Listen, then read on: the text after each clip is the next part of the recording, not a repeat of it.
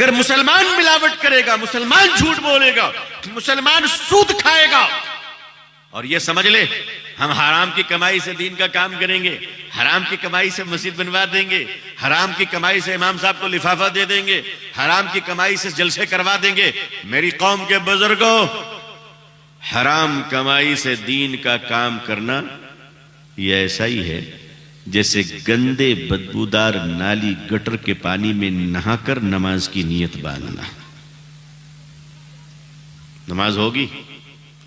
جس طرح گندے نالی میں ڈبکی لگانے والا پاک نہیں ہو سکتا، اسی طرح حرام کمائی کو کما کر دین کے کام کرنے والے کے منہ پر دین کے کام پھینک دیے جاتے ہیں۔ میرے بزرگوں، آپ تہیہ کریں کہ اپنی نسلوں کو حلال کھلائیں گے انشاءاللہ۔ اپنی اولاد کو، ہر مسلمان بچے کو عالم ہونا ضروری نہیں، یہ کوئی فرض عین نہیں ہے کہ مسلمان اپنے ہر بچے کو عالم دین بنائے، بن جائے الحمدللہ خوش نصیبی ہے، لیکن یہ ضروری ہے کہ مسلمان اپنے ہر بچے کو دین کی تعلیم دے، یہ فرض ہے۔ اتنا تو پڑھا دے، ڈاکٹر صاحب، انجینئر صاحب، پروفیسر صاحب، بیرسٹر صاحب، منسٹر صاحب، اللہ آپ سب کو خوش رکھے، صرف اتنا کیجئے کہ اپنے بچے کو اتنا پڑھا دیجئے کہ باپ کے جنازے کی نماز اولاد خود پڑھا سکے، بس اتنا آپ کیجئے، اور زیادہ کچھ نہیں۔ ڈاکٹر صاحب کا بچہ کھڑا ہو کر کہے کہ اپنے باپ کے جنازے کی نماز میں پڑھاؤں گا، یہ اس کا ادھیکار ہے،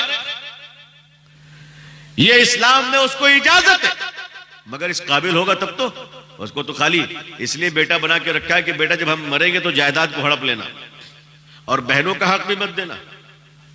آج کل تو 90% مسلمان اپنی بیٹی کا حق نہیں دے رہا اپنی جائیداد میں، اور بنا ہوا ہے بڑا دیندار، مسجد کا متولی اور مدرسے کا صدر۔ بیٹی کا حق دو بھائی، بیٹی کا حق دو، یہ مولانا صاحب نے نہیں کہا ہے، یہ اللہ اور اس کے رسول نے کہا ہے صلی اللہ علیہ وسلم۔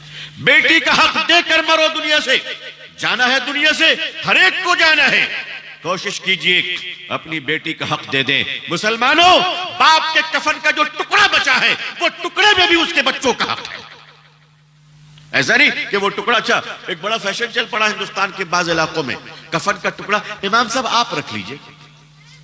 کیوں؟ تم کو بیچارہ گیا گزرا ٹور یتیم وہی لگتا ہے کیا؟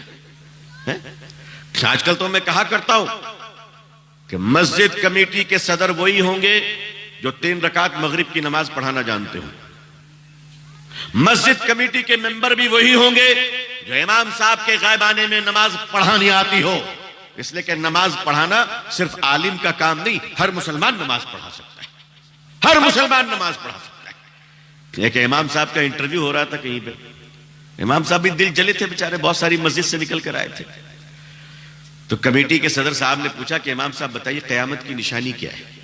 بڑا دل جلا ہوا تھا وہ بھی، اس نے کہا صدر صاحب قیامت کی نشانی یہ ہے کہ عالم کا انٹرویو جاہل لے رہا ہے، اس سے بڑی نشانی کیا ہو؟ بھائی کوالیفیکیشن بھی تو ہونی چاہیے نا، کیا کوالیفیکیشن ہے؟ میڈیکل بورڈ کا ڈائریکٹر کون بنتا ہے؟ جو میڈیکل سائنس سے واقف ہوتا ہے۔ انجینئرنگ بورڈ کا ڈائریکٹر کون بنتا ہے؟ جو میکینیکل انجینئرنگ سے واقف ہوتا ہے۔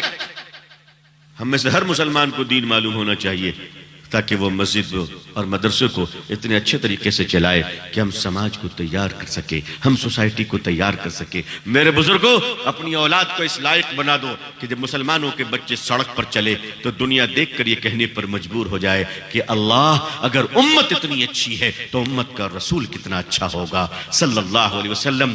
دعا فرمائیے کہ اللہ تعالیٰ پوری دنیا میں ہم سب کو اسلام کی عزت دیکھنا نصیب فرمائے۔